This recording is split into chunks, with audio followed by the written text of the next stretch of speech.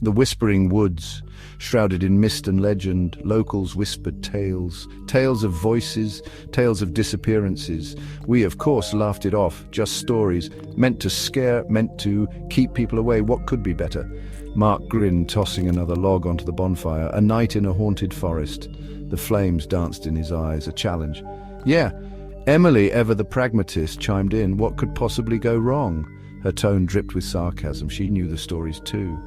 We all did, but something about the unknown, the forbidden, drew us in. So there we were, 3 friends, one cursed forest, ready for whatever the night threw at us.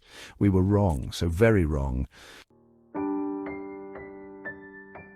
The first few hours were uneventful. The forest, bathed in moonlight, seemed almost peaceful. We roasted marshmallows, told stories, laughed, but the forest was listening, waiting.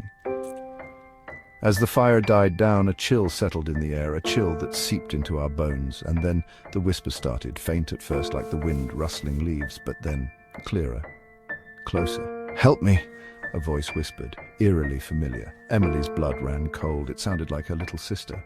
But her sister was miles away, safe at home, wasn't she?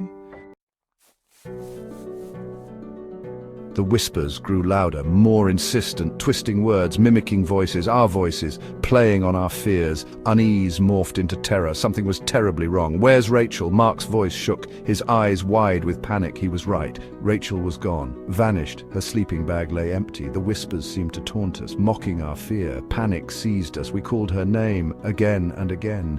Our voices swallowed by the oppressive silence of the woods. The silence was broken only by the whispers, whispers that seemed to be closing in. We searched frantically, calling Rachel's name until our voices were hoarse, but the forest held its secrets close. The whispers intensified, swirling around us, a chorus of voices from nowhere. Then we saw it, a flicker of movement in the darkness. A shadow, taller than any man, its eyes, 2 glowing embers in the night. It moved with an unnatural grace, silent, menacing, hunting. Terror lent us speed. We ran, blinded by fear. Branches whipped at us, tearing at our clothes. Our breaths came in ragged gasps. But the figure was faster, always gaining, its presence a suffocating weight on our chests. The whispers grew louder, urging the figure on. They seemed to relish our terror, feed off it. We were prey, hunted in the heart of the whispering woods. And something told us we wouldn't escape this nightmare, not alive. A glimmer of hope. The faint glow of our campsite. Almost within reach, Mark, ever the protector, shoved Emily towards it. "Run!" he screamed. His voice was raw with fear, but there was a steely resolve in his eyes. Emily stumbled towards the campsite, towards the dying embers of the fire. Light could hold the darkness at bay, could buy them precious seconds, seconds that could mean the difference between life and death.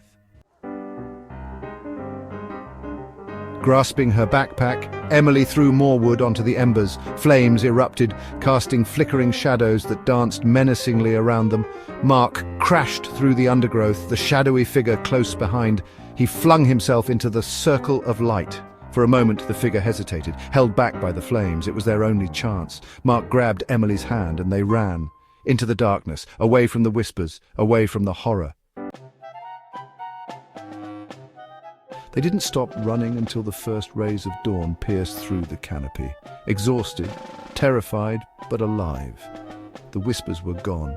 The figure vanished, as if they were figments of the night itself. They never found Rachel.